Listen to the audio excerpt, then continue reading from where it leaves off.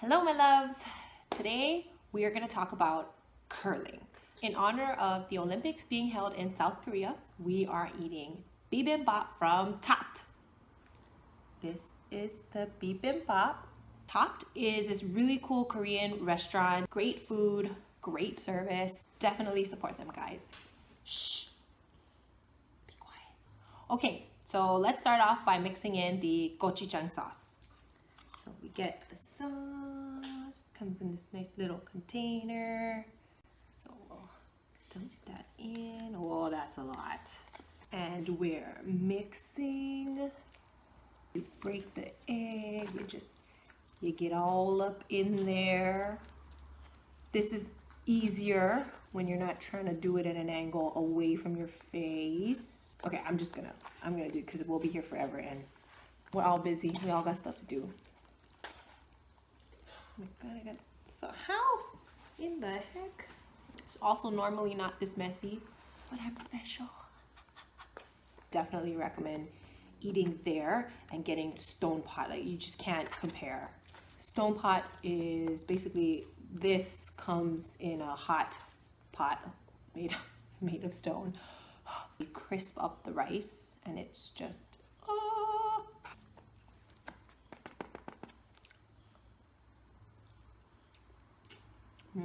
no. But along with this, you also get this sort of corn salad thingy. I've never had it. It smells interesting. Kimchi, pickled radish. I'm gonna be honest with you, I don't know if I'm gonna eat that. And some miso soup. I'm not gonna tilt it, I'll probably spill it.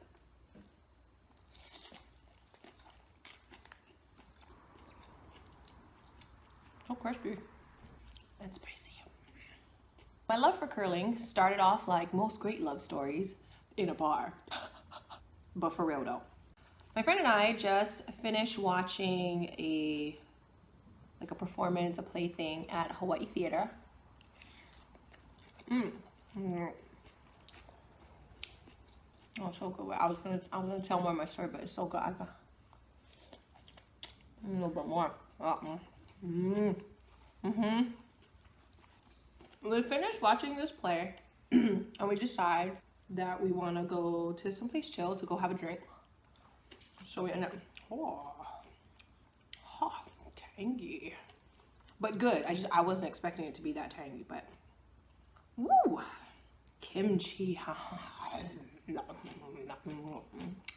So my friend and I, we finished watching the show. We decided we want to go someplace chill to drink, but we don't want to necessarily have to move the car or anything. In downtown Honolulu, there's a lot of places that you can go to eat, drink. We decided to go to this bar called Hukilau, also a really great place. We get there and it's almost closing time, so basically the bar is pretty empty. Let's try some of this corn slaw.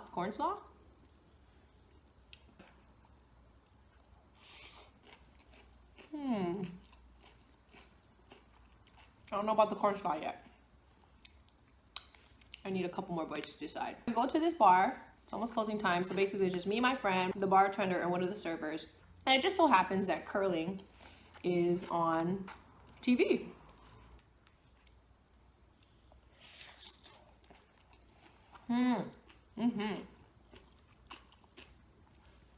So watching curling, it's US versus China. Matt and Becca Hamilton are challenging China. And as we're watching it, we're coming to realize that we know absolutely nothing.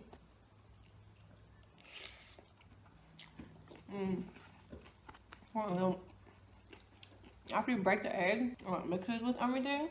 Oh, and there's like nori in here. It's just, you know what's really good about bibimbap? It's just a lot of variety. There's like a burst of all these different flavors coming at you at once. And then because I went crazy and put in all the sauce, it's also quite spicy right now, which I'm not complaining.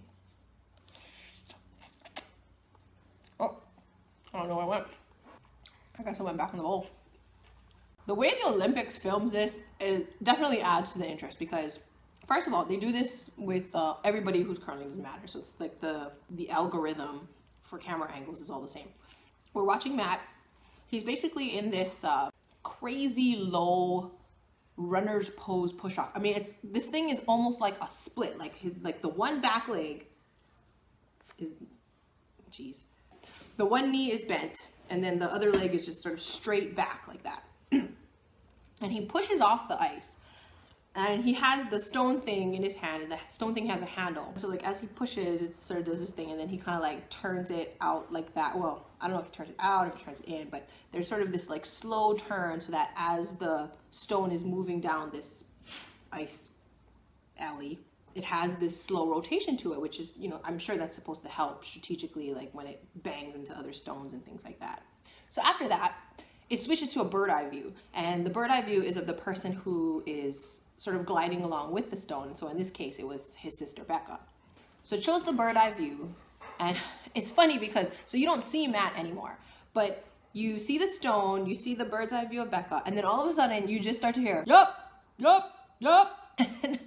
And I guess that's a good thing. It seems like a good thing because she just continues to kind of glide along. But then, but then it changes. Let's get I'm doing pretty good. Look, I'm like halfway done. Let's try pickled radish. I normally don't like this.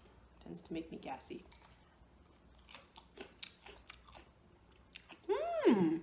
Tangy. A little sweet. Very crunchy. You can hear that. I mean, nobody chews like this, but I'm doing it for the sound effect. Hopefully that's coming across and I'm not just coming off as weirder. Let's have some of this miso soup.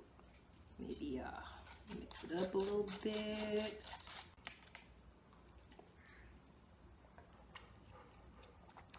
Ooh, that's nice. Yeah, the miso soup is it's good. I'm just gonna drink it. Now the miso soup doesn't have anything in it. You know, like when you go to Japanese places, it has like tofu or wakame, or it doesn't have this. It's basically just miso. Hi, Mahina. Every time. Momo, quit walking around. You're making so much noise. So the miso soup doesn't really have anything in it. It's just miso paste and water, but it's actually really tasty. It's not bland. A lot of times if they just do sort of a miso paste and water, it's just kind of a little bit bland. This one is a little bit savory, so I'm not sure if they add something additional like dashi or just something with more flavor. But it's, when you look at it, there isn't anything in it. So whatever they add, it probably just dissolves into the soup. You don't have anything like to eat, like a shrimp or something like that. But very tasty. So anyway, it starts to change. So it starts off as this very, it's a confirming, yup, as in, yup, it's going the right way. Yup, it's going at the speed I want it to go to. Yup, it's looking good. Then it changes. So as it starts to get closer to the other stones, then it starts to be like, oh. My neighbors probably think I'm crazy. So then it changes, and it's this sort of questionable oh noise that's like oh, and that apparently is the universal sound that is scrubbing time, because now they're just so in this case Becca is just like scrub. She's scrubbing like a maniac. So I don't know, I'm not real good at physics, but I think if you scrub it, that makes it smoother, which means there's less friction, which means it keeps going. Teachers, anybody, smart people, just confirm. She starts scrubbing as the stone is traveling. So say the stone is traveling like right at you like this, and they want it to go more this way, then they'll scrub on this side, and then the stone will like slowly start to pull like this. So it's definitely physics. I think that's the right science. So it starts to pull, and then we're watching this game, and it bumps into China's stone, and then China's stone bumps into another one of US's stones. And so the US stone starts to kind of slowly go out. There's these multiple rings, right? There's a center, and then there's a red, and then there's like a clear or a white ring, and then there's a blue ring. The US stone is moving out of the blue ring. And then the Chinese competitor starts to like just go scrubbing crazy in front of the US stone. What? So I see, come on, hurry up, let's go.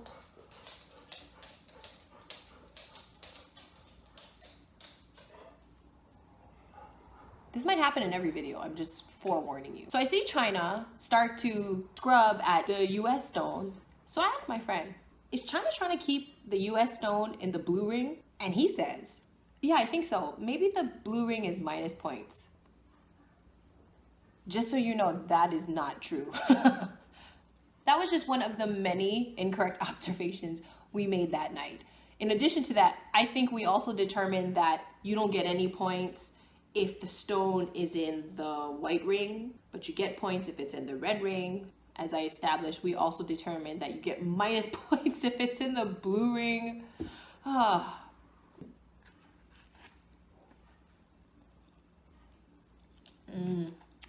Bibimbap. How I love you. Let's put another one in there because, you know, look at how I'm doing pretty good. Let's get another one. All right. Let's try this corn slaw again. I will say that because the bibimbap is spicy, the creaminess of the corn slaw from the mayo and whatever else they put in there, because it's a little bit watery. It's got sort of a creamy component, so that's kind of nice actually, because it's counteracting the spiciness of the bibimbap. It's a little savory. I like the crunch. There's cabbage. I can't figure out what the other thing in the sauce is, but it's growing on me. Some more kimchi. Yep.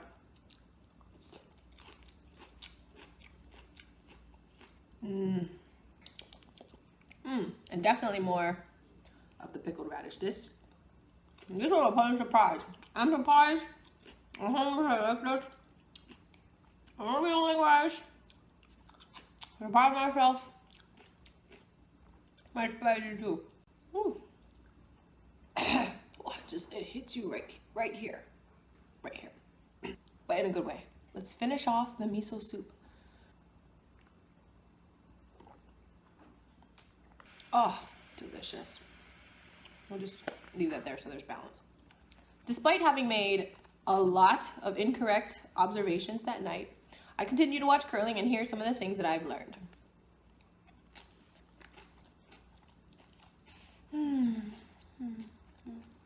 First of all, a round is actually called an end in a game. I don't know if it's called a game or a match. Is it like tennis? Game, set, match. Anyway.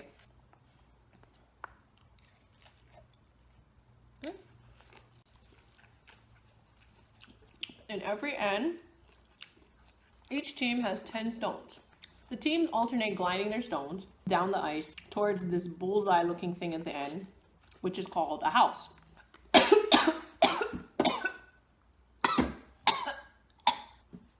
the wrong tube. And it was spicy. Almost died, people. Okay, it's not that dramatic. It wasn't pleasant though. As I was saying before I just killed myself by choking on spicy rice, if your team wins the end, then you go first in the following end. And that's so that the team that lost the end has the final stone in the next end, which is pretty strategic, so that you've got the last move. To win an end, your stone just has to be closest to the very center of the house. So as long as your stone is closest to the center of the house, then you win the end. Even though you tried to kill me, I still love you, Bibimbap. Let's get another one in there.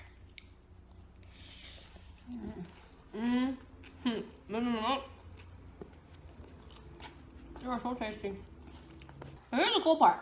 If your team wins the end and the other team has no stones in the house, then you get a point for every one of your stones that's in the house. And I think that's in addition to the 1 point that you got for winning the end. Say, for example, your team wins the end.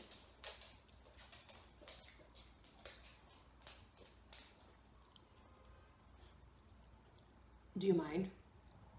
Can you go away, please? I love you. Love you. Bye. Bye.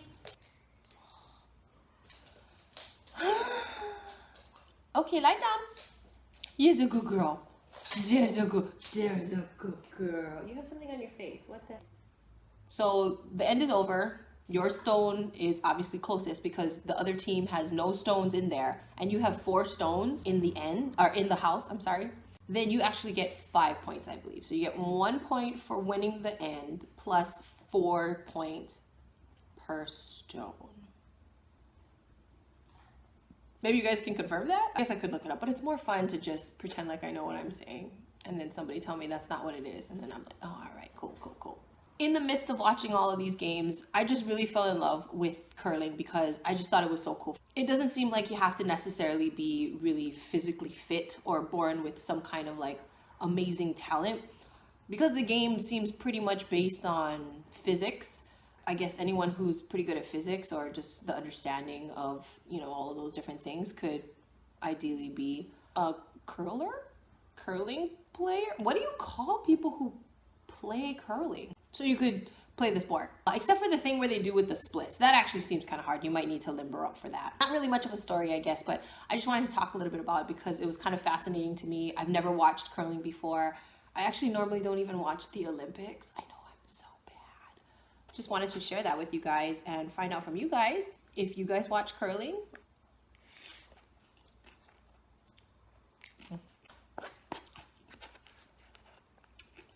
Doing good, guys. We're doing good.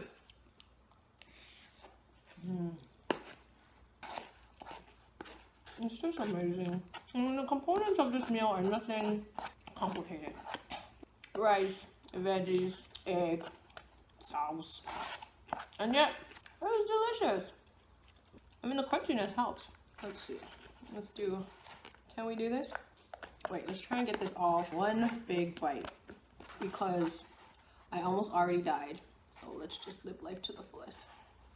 Oh yeah.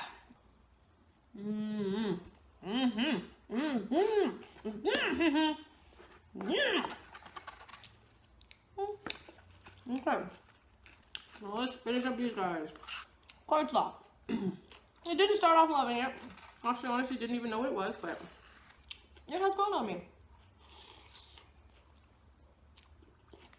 Kind of a nice compliment. The creaminess of the slaw to the spiciness of the bibimbap. I like the crunchiness. I think that that's very helpful. I'm still perplexed by what is the other thing in this meal. So maybe you guys can go support Top. They're fantastic. Find out what else is in that because I do like it. And we cannot waste this kimchi. Oh yeah.